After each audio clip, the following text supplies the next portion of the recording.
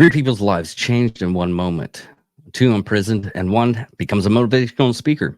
Today, we go over the shooting of Mary Jo Buttafuoco, the Amy Fisher story.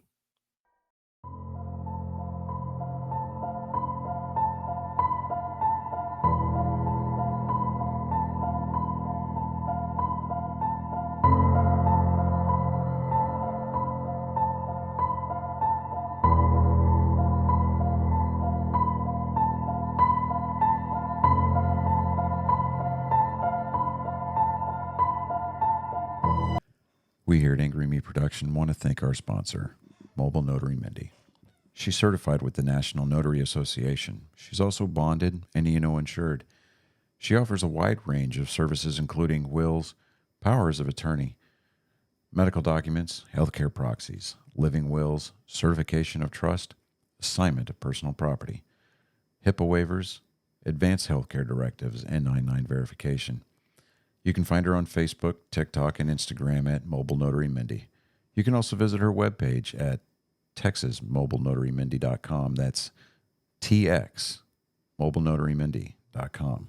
Thank you so much and enjoy the show. Ladies and gentlemen of all ages, boys and girls, thank you for tuning in to yet another episode of Angry Me Production.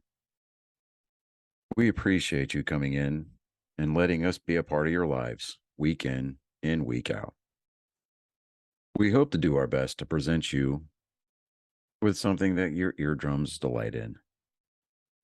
Whether you're looking at us on YouTube or Rumble, or listening to us on Spotify, Google, or Anchor, or any of the other podcast services that we are currently on or trying to get on, we thank you. And if you don't mind, at the end of every episode, stop by, leave us a comment, leave us a like. If it asks for 5 stars, we'll take 5 stars, even if you don't like us. 5 stars are what it's all about. With that being said, we hope you enjoy our attempt to make our advocation our vocation. Ladies and gentlemen, let the games begin. Welcome, Angry Faithful. Yes, today we're going to go over the shooting of Mary Jo Buttafuoco and the Amy Fisher and Joey Buttafuoco. This is going to be a weird one because I had to rearrange everything. But what we're going to do is we are going to just talk about each individual one, which is not that much, and then we're going to go over the event and other things on the event. Now, Amy Fisher was born in Medrick, New York on Long Island to Elliot and Roseanne Fisher. Her father was a Jewish, while her mother, Fisher says, a mixture of a lot of things, including English. At the age of 16, she was a student at Kennedy High School in Belmore, New York. Fisher alleged 35-year-old Joey Buttafuoco in 1990 when her father took his car in for repairs at Buttafuoco's auto body shop. Fisher later said that she damaged her own car several times as the pretext to seeing him, and later admitted that they had an affair while she was still underage. Now, Mary and Joe Buttafuoco went to the same high school of Mazgapia High School. And later on, in around 1986, they moved to Nassau County, but they married right out of high school, and she started working at a bake, and he started doing an body shop. Now, the events on May 19th, 1992, but Mary Jo shot by Fisher the time was having an affair with Joey Buttafuoco, her husband. Fisher had came to the Buttafuoco's house to confront Mary Jo Buttafuoco about Joey. She showed him that she had a shirt, the advertisement of his auto body shop, as proof of this affair. The conversation lasted about 15 minutes, during which Mary Jo became increasingly angry. She finally told Fisher to leave and turn her back. Then turned her back to return to the house. Fisher took out a gun and struck Mary Jo twice with it, and then she shot her in the head. She later said that the severely wounded Mary Jo Buttafuoco fell on her. Fisher dropped both of the shirt and the gun and ran towards the car, but then returned for them and drove off with Gouda Gente? Stephen Hawking from the grave. You are Genti. Gouda Gente, who drove her to the house. Neighbors called 911. Mary Jo was operated all night, and although they could not remove the bullet, doctors were able to save her life. When interviewed by police, Joey told them that Fisher could have been the culprit in the shooting. When Mary Jo regained consciousness the next day, she recognized Fisher's from a photo. Fisher was arrested and charged with the attempted murder, and on September 23rd, 1992, after accepting a plea bargain, she pleaded guilty to first-degree assault. At this time, it took a while, but they were trying to also get Joey Buttafuoco arrested on some kind of charges. Now, later on, after the assault, Joey Buttafuoco was never involved with Fisher, or Fisher had invented this affair. Later on, Fisher told the lawyers that they did have a sexual affair, and he was arrested for statutory rape, sodomy, and endangering the welfare of a child. He initially pleaded not guilty. He later changes his plea guilt, admitting that having sex with Fisher when she was 16 and that he knew her age at the time.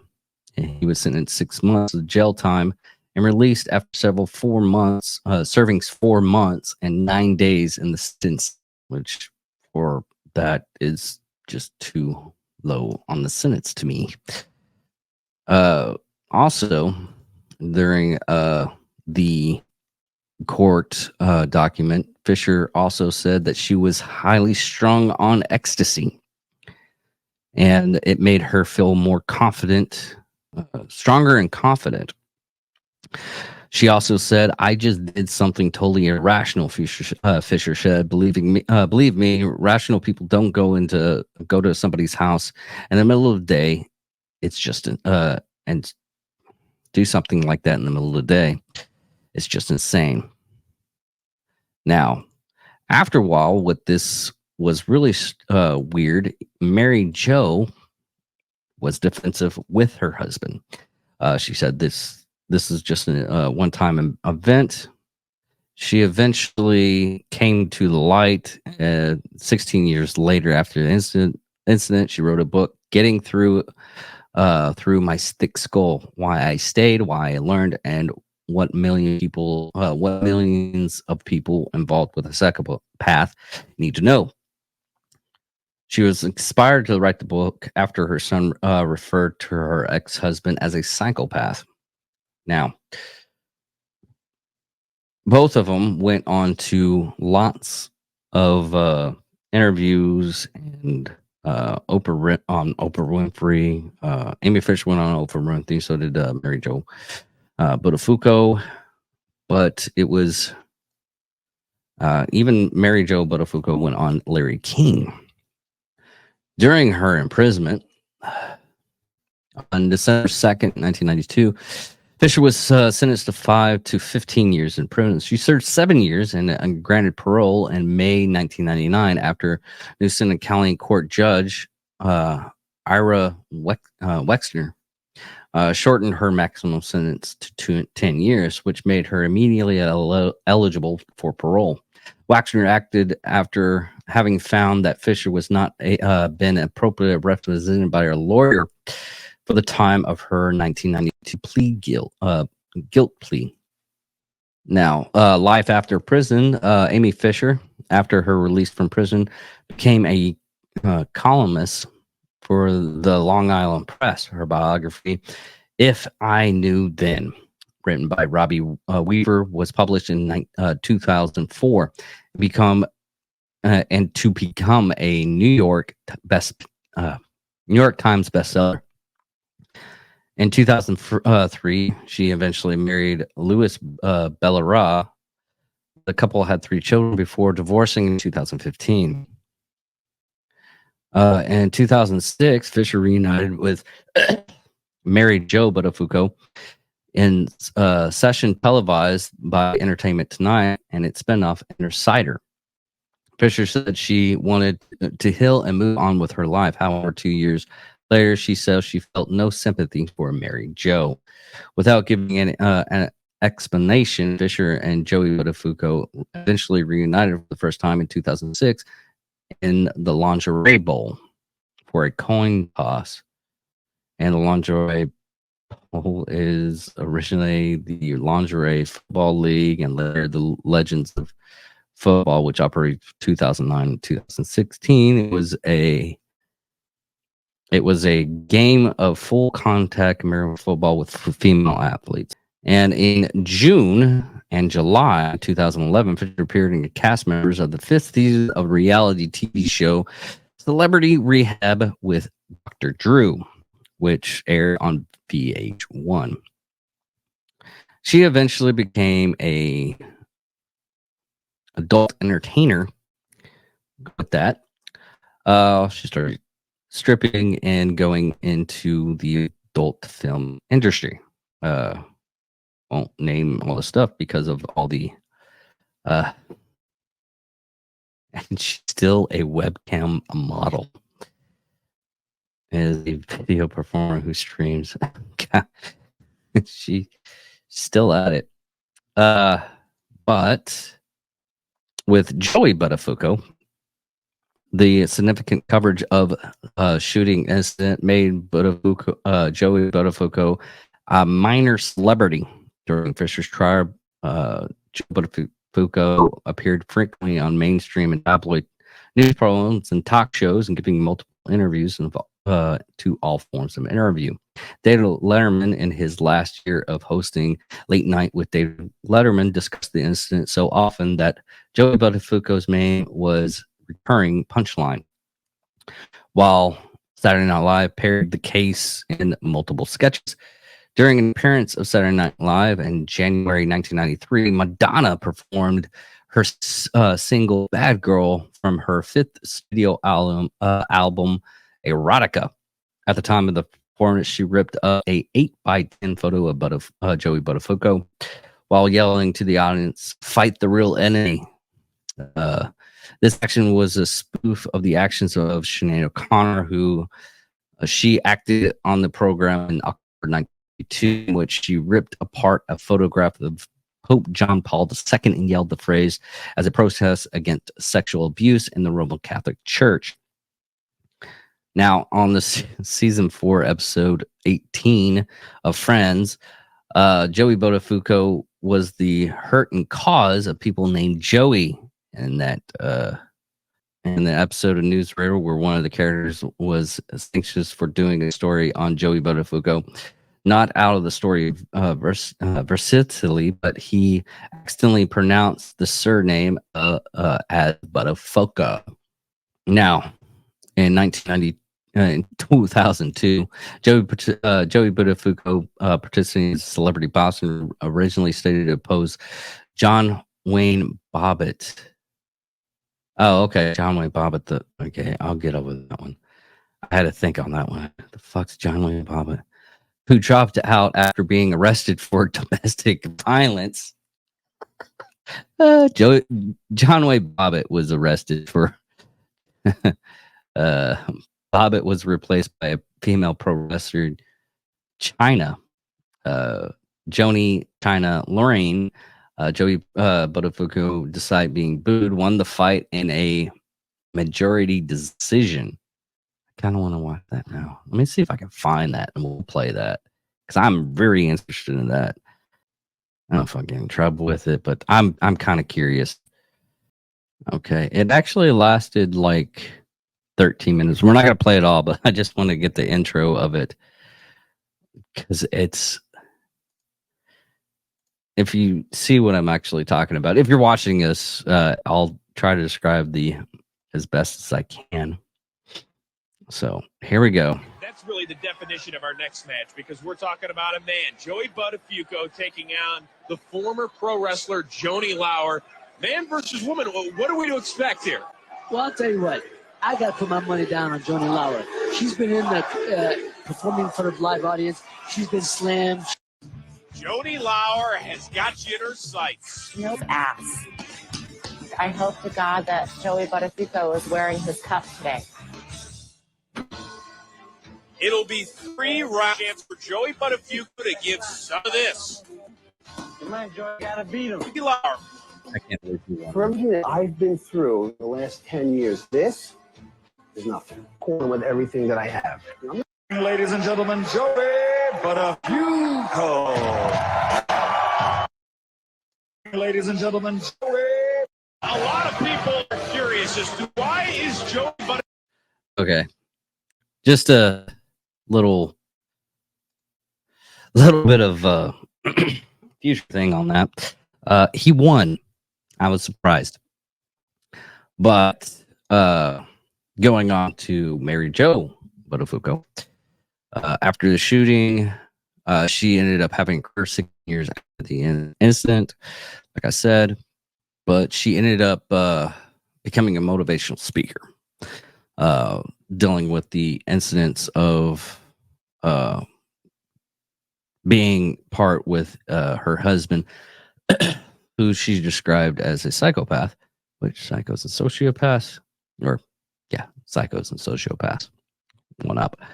But it was her motivation of leaving him that she wanted to get everybody on board. Why the reason why she stayed with him for, and this is after the incident, like 15 years. I'm sorry, after getting shot in the face, realizing that your husband, I mean, it's all been verified. She had verification that he slept with her, cheated on her, and she ended up staying with him for 13 more years. I understand that. I mean, this is both men and women. Talked to it on other podcasts and everything. It's so strange how men or women would stay with somebody even after a weird and tragic incident. Now, surprisingly, which I can't believe, is Amy Fisher went into with Joey Buttafuoco and basically became like what do you call it, friends again, partial, I guess. But it's just one of those things. It's just really, really weird that if you read all this stuff, everybody will have like their own opinion about it. Me especially, and this is only me going over opinion. It's laughable and dramatic, and it's the reason why a lot of people started like going into all this, and seeing the players of this instance, Mary Jo Buttafuoco, Amy Fisher, and Joe Buttafuoco. But in my opinion, I would have, if I was Mary Jo, after the incidents and me getting facial reconstruction and everything, and she's actually a lot better. She had paralysis. She went through the surgery, and she's actually has better, not better, but good hearing now. And she can actually smile. For a long time, she couldn't smile until she actually had like plastic surgery to fix everything that was done. And she got the bullet out. But it was, she even eventually married to Tanner, but he ended up dying in 2018 due to cancer. Amy Fisher, I think she's still single, I guess. And well, she has her own webcam and everything. So it's just one of those things that I watched this and I understand this is during Thanksgiving holiday, so bear with me that it's short. I did as much research as I possibly could. It was jumbly for me because I wanted to get everybody on this one. Mary Jo Buttafuoco, Joey Buttafuoco. I like that from News Radio, and Amy Fisher. But incidents like this, it's just even Amy Fisher said she was like drugged up. In my opinion, not to get really into Amy Fisher's lifestyle or whatever she's doing right now, you know, it's her life. She do what you do. But kids are impressionable at that age. And I keep on telling people this is even past like 18. I really didn't get myself together until like I was in my 30s, which is saying a lot. But thank you all for listening. Thank you all for watching. I'm David Dickerman, and thank you for watching or listening. Psychos and Sociopaths. Goodbye.